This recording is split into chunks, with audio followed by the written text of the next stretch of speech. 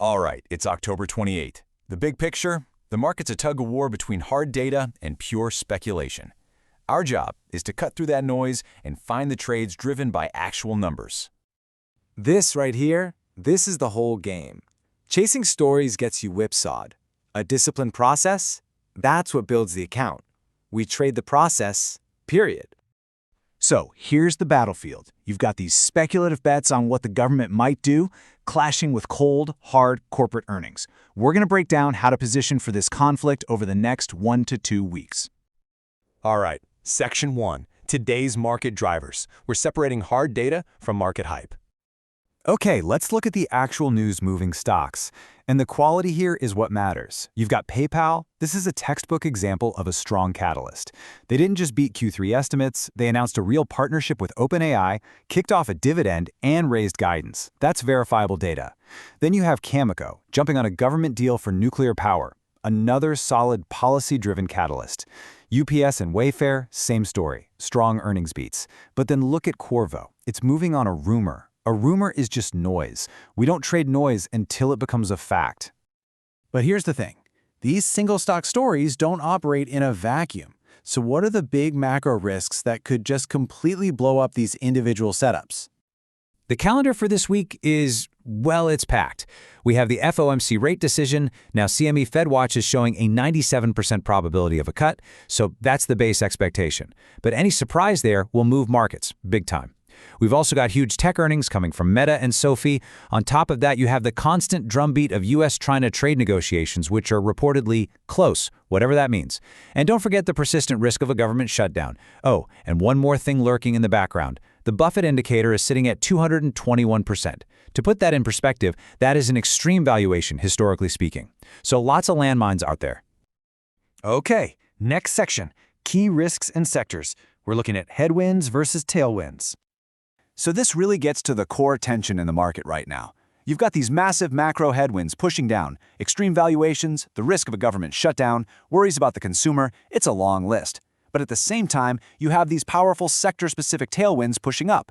We're seeing strong Q3 earnings beats, real government policy driving the nuclear sector, and actual AI monetization, not just hype, with that PayPal deal. It's a real push and pull.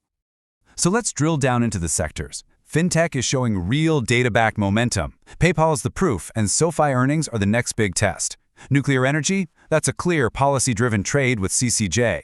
But then you get to quantum computing. Look, this is pure story stock territory right now.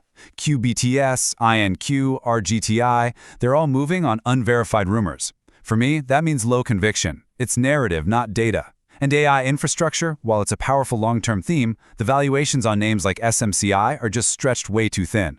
We have to stick to where the data is solid.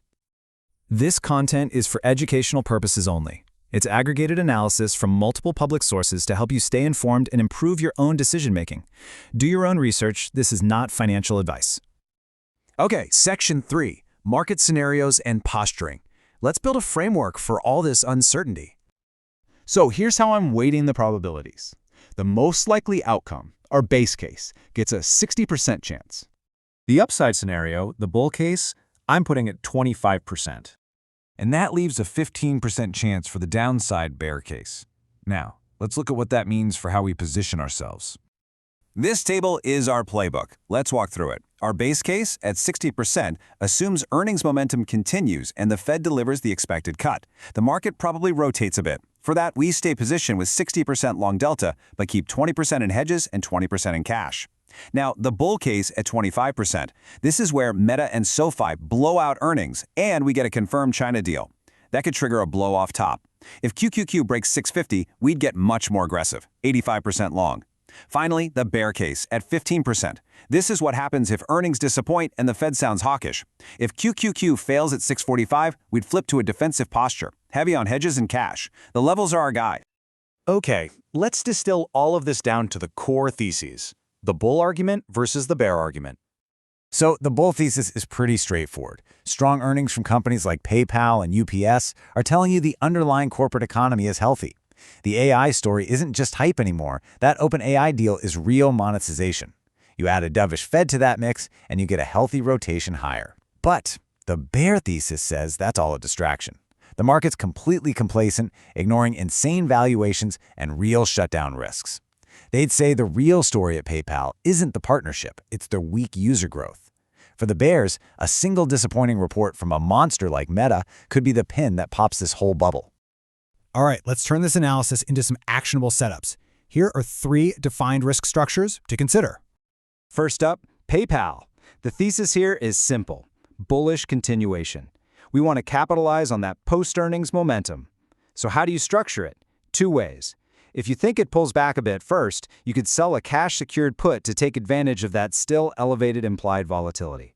Or if you want to play for a continued move up towards $100, a bull call debit spread defines your risk. The whole idea is invalidated if the stock breaks decisively below that post-earnings gap up low. Next, Cameco. Now this is a completely different animal. This is not a weekly or monthly trade. It's a long-term, policy-driven thesis based on government support for nuclear. The best way to play that, in my opinion, is with a long-dated bull call spread. Think leaps. This lets you express that multi-year view, define your risk up front, and seriously reduce the damage from time decay. The only thing that kills this thesis is if the government completely reverses its stance on nuclear. And last, a hedge. We're looking at the NASDAQ 100, the QQQ. The thesis is to protect our long exposure against a sell-the-news reaction to Meta earnings or a surprise from the FOMC. A bear put debit spread is a really capital-efficient way to buy that downside protection. And here's the key. With the VIX near recent lows, that protection is relatively cheap right now. When do you know the hedge is wrong? If we get a powerful breakout above that 650 resistance level, that's your blow-off top signal. Not trading advice, just a market update to keep you informed. Markets carry risk. Trade your plan, manage downside, and verify all data. So I'll leave you with one final thought to chew on. Is what we're seeing a healthy rotation into companies with solid earnings? Or is this just the market's final gasp before those extreme valuations finally matter? That's the billion-dollar question.